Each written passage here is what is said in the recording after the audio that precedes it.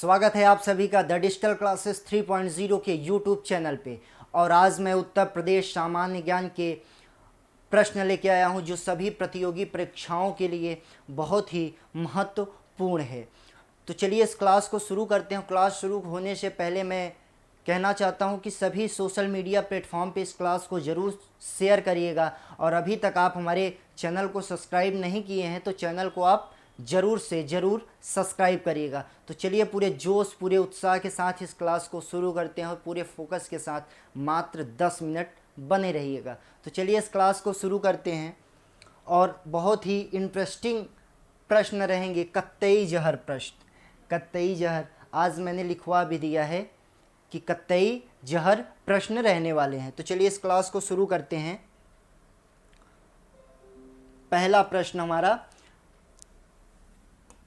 पहला प्रश्न है, उत्तर प्रदेश के किस शहर को उत्तर भारत का मैनचेस्टर कहा जाता है? सबसे पहले आप ये समझिएगा कि मैनचेस्टर कहते किसको हैं। मैनचेस्टर उसको कहते हैं जो औद्योगिक क्षेत्र होता है, यानी जो उद्योग से जुड़ा हुआ क्षेत्र होता है उसको हम क्या कहते हैं? मैनचेस्टर कहते हैं। तो अपने उत्तर प्रदेश का मैनचेस्टर किसको कहा जाता है? कानपुर को। किसको कहा जाता है? कानपुर को। अच्छा, भारत का मैनचेस्टर किसको कहा जाता है? तो भारत का मैनचेस्टर अहमदाबाद को कहा जाता है। और ये तो हो गई उत्तरीय की बात। और हम दक्षिण में चले जाएं तो दक्षिण में हम कोयम्बटूर को औद्योगिक यानी मैनचेस्टर कहते हैं। इसको आप लोग ध्यान में रखिएगा। अब आइए हम लोग अपना दूसरा प्रश्न करते हैं। दूसरा प्रश्न हमारा क्या लिखा है? दूसरा प्रश्न हमारा लिखा है कि उत्तर प्रदेश में सर्वाधिक गर्मी किस जिले में होती है? उत्तर प्रदेश में सर्वाधिक गर्मी किस जिले में होती है? तो किस जिले में होती है? आप अपना आंसर कमेंट में भी ज़रूर दिया करिए, ठीक। तो किस शहर में होती है? आगरा और झांसी में। कहाँ होती है?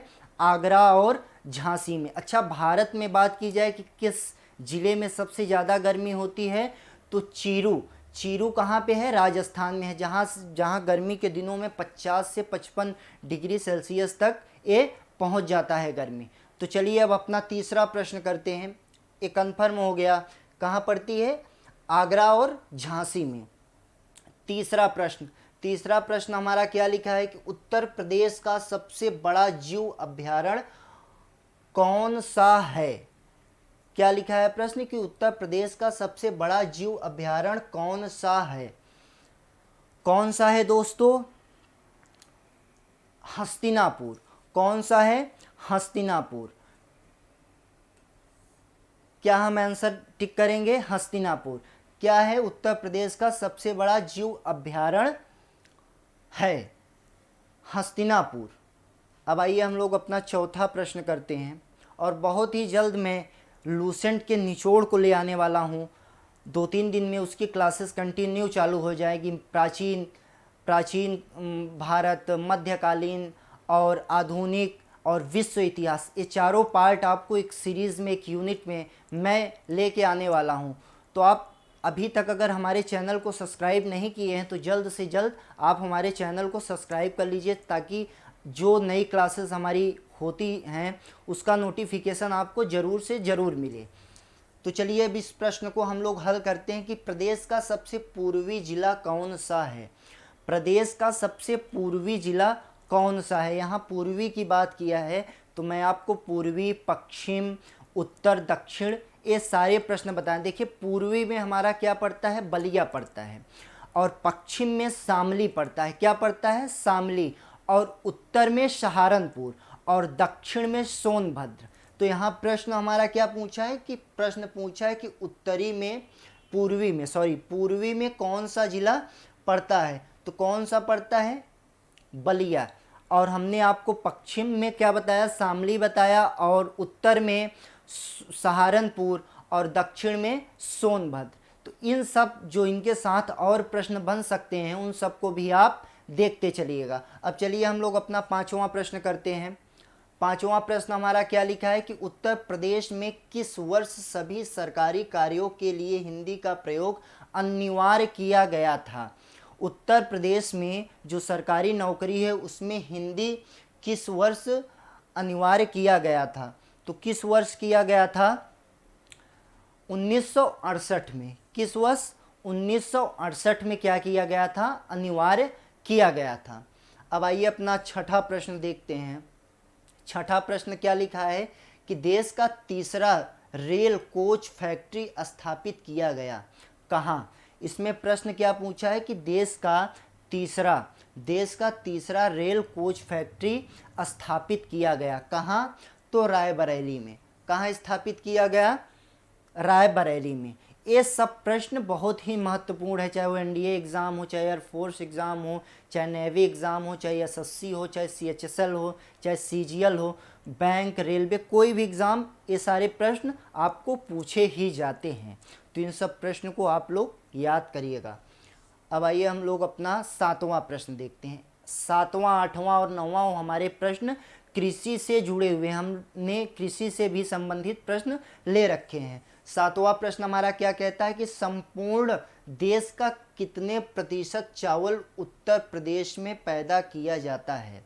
यहाँ क्या पूछा है प्रश्न कि संपूर्ण देश का कितने प्रतिशत चावल उत्तर प्रदेश में पैदा किया जाता है।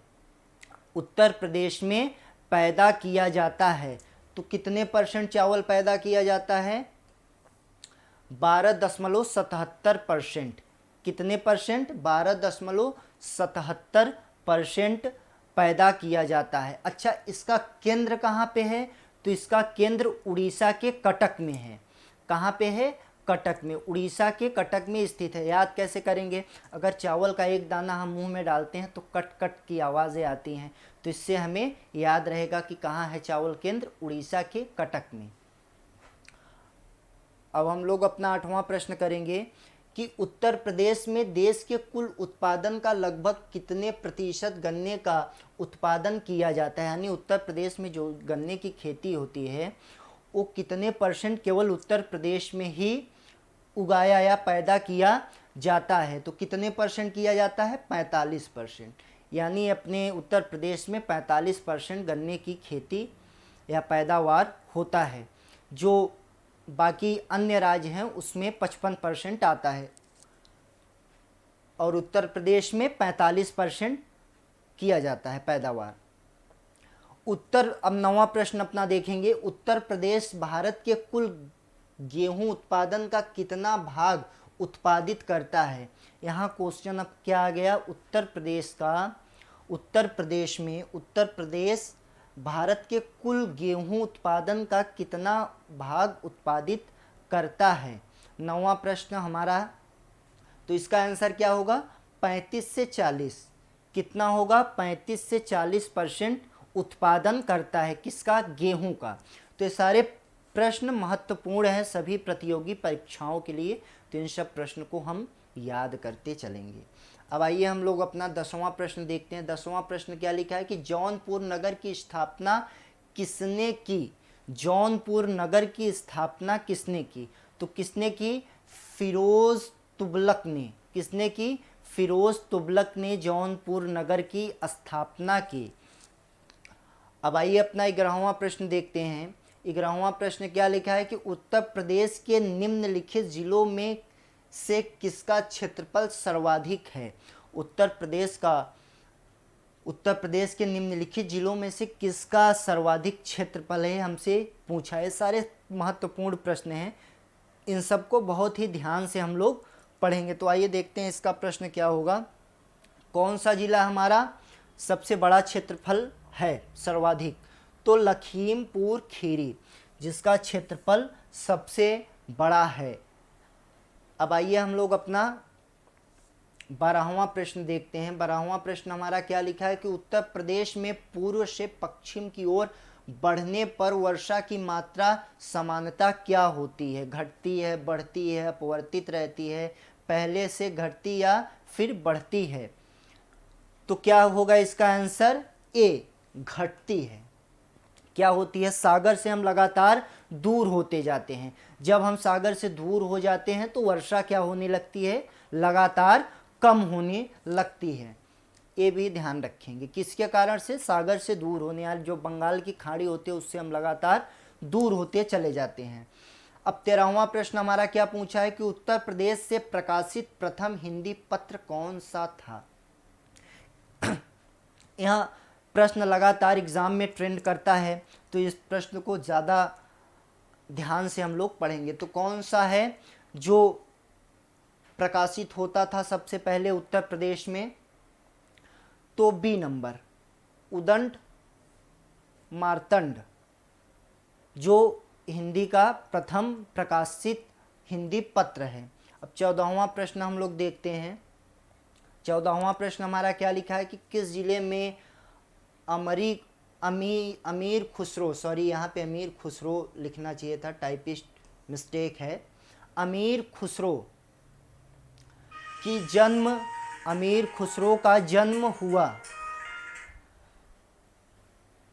जन्म स्थली है, तो कौन सा शहर है वो जहां अमीर खुसरो का जन्म हुआ, तो गोरखपुर। कहाँ हुआ, गोरखपुर। अब आइए अपना 15वां प्रश्न देखते हैं। मोती झील उत्तर प्रदेश के किस जिले में है।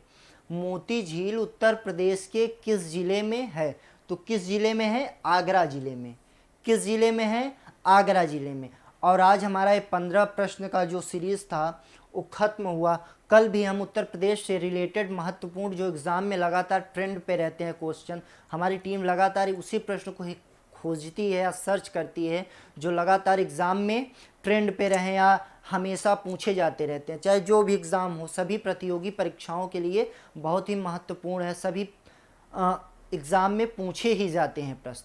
तो इस क्लास को आप लोग ज़रूर से ज़रूर हर सोशल मीडिया प्लेटफॉर्म पे जो भी आपके मित्र यार हैं उनके बीच ज़रूर शेयर किया करिए। अगर आप हमारे चैनल पे नए आते हैं तो चैनल को लाइक, शेयर और सब्सक्राइब ज़रूर किया करिए। और आपकी इंग्लिश की भी क्लास बहुत ही जल्द 2 से 3 दिन में मैं चालू करवा दूंगा, जिससे आपको कोई भी परेशानी ना हो। जब आप इस चैनल पे आते हो तो सभी कंपटीशन से जितने भी रिलेटेड कोर्स हैं वो आपके होने चाहिए।